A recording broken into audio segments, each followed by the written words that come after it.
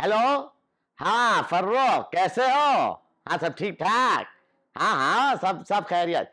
अरे यहाँ बिटवा भी बैठा हुआ है साथ में। हाँ बात कर ले, बात कर ले। हाँ आएगा आएगा, हाँ जरूर बात करे, क्यों काहे नहीं बात करेगा। एक सेकंड रुके। ए संडू इधर आ। Yes dad.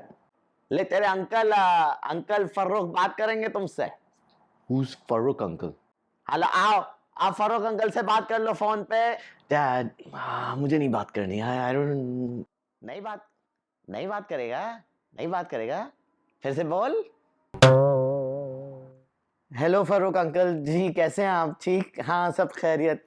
शाबाश, बात कर, बात कर और बात कर। शाबाश शाबाश। जी नहीं नहीं नहीं, हाँ बहुत बहुत मिस कर रहा हूँ आपको, बहुत मिस कर रहा हूँ। शाबाश। इसलिए मैंने टेलीफोन किया है।